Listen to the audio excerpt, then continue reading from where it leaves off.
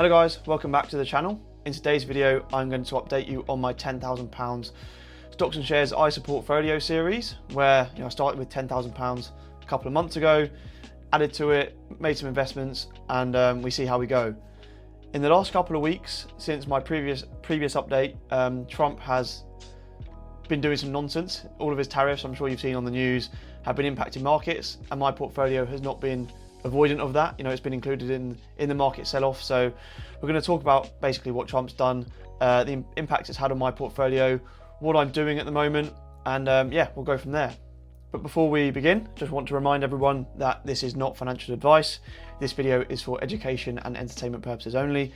So yeah, with that said, we'll come on to the Excel dashboard and talk through my portfolio. So here we are on the Excel dashboard. And as you can see in cell J10, we can start with that one. We've got a big minus 16% on there, which is not ideal. When we jump over to the charts, let's hide that.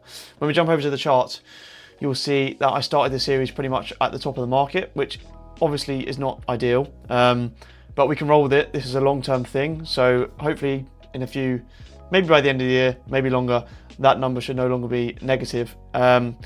But anyway, yeah, coming to the worst offenders, we've got BlackRock, Global Equity Unconstrained, Columbia Threadneedle, American smaller companies, and the global tech leaders, all down 20+%, which is pretty brutal. They are the growthy components of my portfolio, so somewhat expect them to be more sensitive to this type of stuff.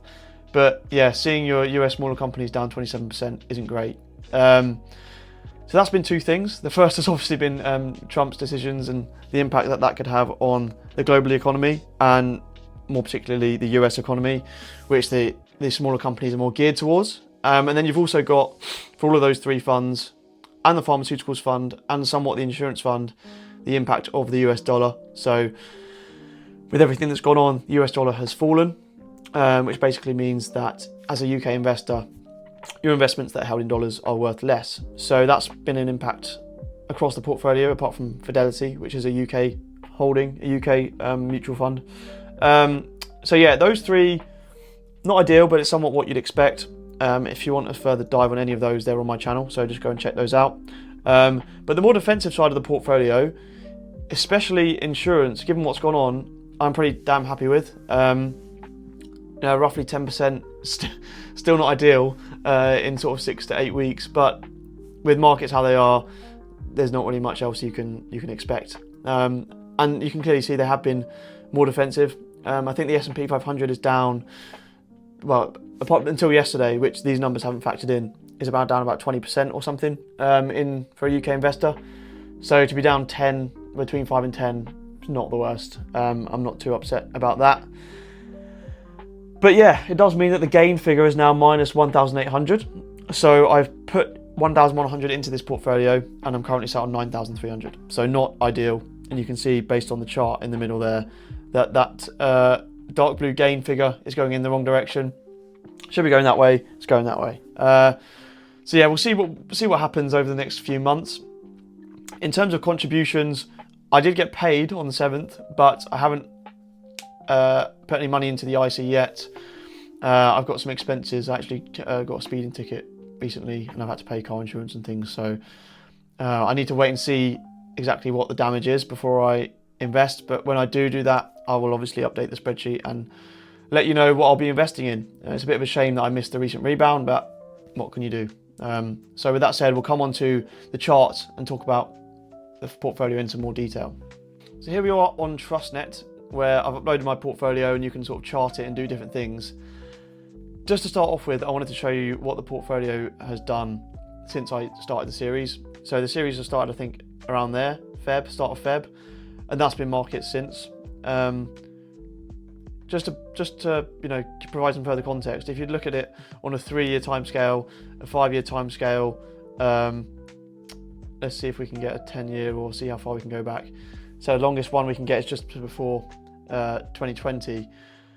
It's not great timing for the series to start, but again, it is what it is. This should be, hopefully, a buying opportunity, if not the start of a deep depression, in which case no one will ever watch this series anyway, because everyone will lose interest in markets. But yeah, zooming in a bit, and then we break down into the constituent parts, the different funds that I've got within the portfolio, you can clearly see the divergence there between the more defensive holdings at the top and the more growthy or more cyclical holdings in D, E, and F. And yeah, again, that's natural. You know, if the economy is going to slow down, it's going to be tech that's hit the hardest. It's going to be the highly valued growth names in the BlackRock fund that hit the hardest, and it's going to be smaller companies that are more geared to the economy. Whereas you think of health and pharma, like I said in my other video, people are going to get fat and sick regardless, so that's fairly stable. Insurance, people need insurance regardless. Interest rates higher actually is a good thing for insurance, so they're happy. And then the UK market has always been a more defensive market, so it goes up less when everything goes up and it goes down less when everything goes down. So yeah, that's the portfolio as it stands.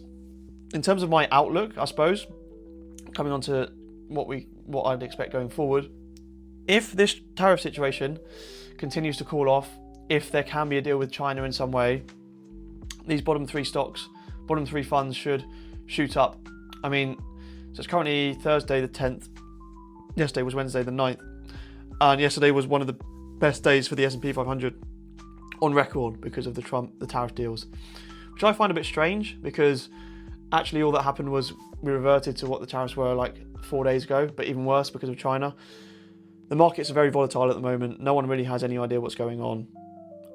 You could argue that's by design from Trump, but yeah, in terms of my outlook, I guess, I think where I'd be looking to top up is the more defensive areas. Despite the growthy areas being down more, you could argue it's a buying opportunity. I would consider BlackRock Global Equity Unconstrained because of the nature of the businesses under there. Large cap, resilient, monopoly, duopolies, all that sort of thing should be quite strong. But I just think insurance and health and pharma are just too attractive to ignore. If we are going to come into a more volatile world, like, it's so much nicer having that stability and that, they're still going to have strong cash flow profiles. So for me, it's a bit of a toss up. But when I do invest my recent paycheck, when I know how much I can invest, I will update you guys on that. But yeah, that's it. It's quite a brief video, I guess, this time around, but hopefully you found it useful. If you did, please leave a like and subscribe, and I'll see you in the next video.